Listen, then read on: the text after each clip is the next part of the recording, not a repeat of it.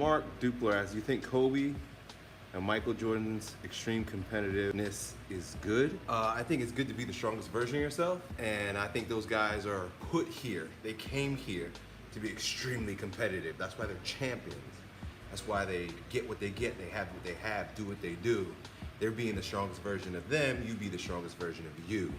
So maybe that extreme competitiveness is not best for you in your life, in your environments, for your hopes, fears, dreams, whatever, but it's clearly the right thing for them. Here's the other thing too, everybody's trying to live so fucking safe and do everything so by the book and try to preserve their life as long as they can. Sometimes it is through the extremeness, through the eccentricity that we actually live our life's calling. So you can't judge someone because of their extremeness, because that might be the very reason why they're a genius. So you gotta give them that, you know? Look at all like the wounded artists and stuff. After they die, you know, while they're alive, he's crazy, he's nuts, he's psychopath, all kinds of shit they wanna say, but when he's dead and all they have left is his art, he's a genius. So don't judge.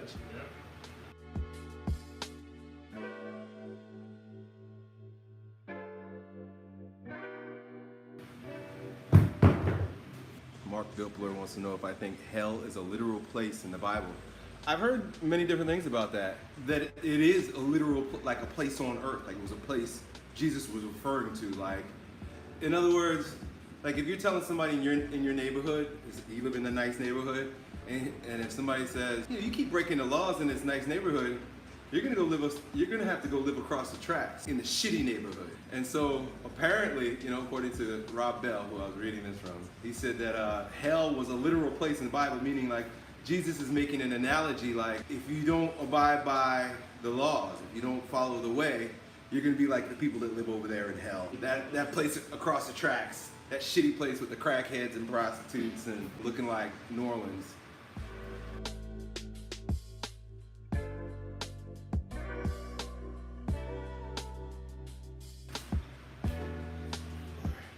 Mark Dupler has one last question. He says, can a man really find fulfillment in life without having a wife and kids? Yes. Yes, of course. I'm saying that's okay, even though I have wife and children. My point is that you can find fulfillment doing anything, whatever it is. You know, in our culture, we look at like homeless people who live on the streets as, you know, unfulfilled or unsuccessful.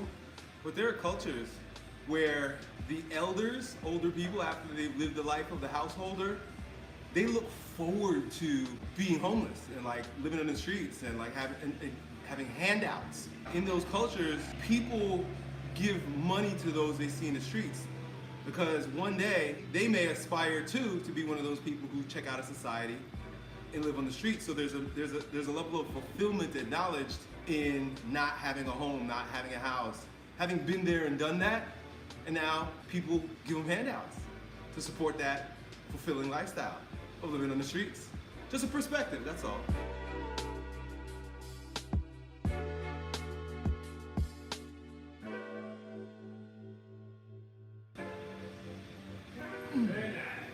Goreki wants to know what do I think about eating nothing but sweet potatoes. I've heard of the mono diet by studying the work of Arnold Ehret, and I think there's some merit to it. I think there's some merit to the mono diet, meaning like eat one thing, but in experience, I don't like it. And then sweet potatoes, it's just like pure starch. Like if you just ate only sweet potatoes, it's just like you're gonna get meat. You build meat by eating meat.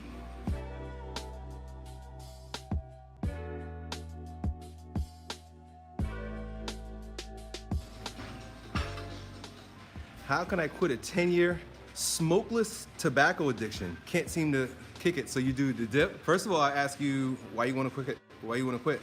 Why do you want to kick it? You gotta have to have a good enough reason to want to quit. Like, because if you enjoy it and you're really just trying to quit because everybody says you should quit, that's a bad reason to quit. You gotta actually want to. Like, are you starting to have like sores in your mouth and are you getting sick? Are you feeling the deleterious effects of your habitual behavior? That's usually a good reason. That's usually a good indication. It's usually a good time to quit. But if you're just quitting for the sake of quitting, usually it doesn't work. So the whole thing has got to be like a reason why. That's why most people don't quit stuff that's bad for them until they're about to die. Usually the doctor's like, you gotta stop eating all them fucking donuts because you're gonna die. And they go, whoa, I gotta quit. But if nobody, if the threat is not imminent, there's no reason. Oh man. And when the threat is imminent, you have all the reason in the world, right? It's like when you start getting that little bump in your mouth and like the doctor says they're gonna have to take your whole jaw off and you be like one of those guys.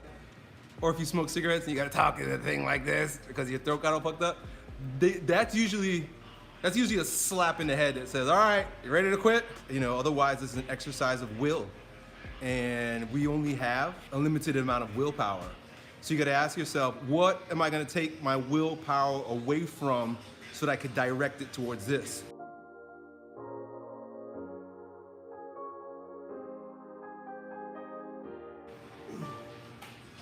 A dying channel, we really appreciate it. If you're a dying channel, people say I'm dying too. They got cancer, and my channel's dying. That's the shit. Doesn't matter. What does dying mean anyway? Dying is a gateway. It's a transition to the next life, right? You can't have a new life if you don't give up your old life. So die to your old self, to your old ways, your old being, so that you can be born again, right? Isn't that the message of all the masters?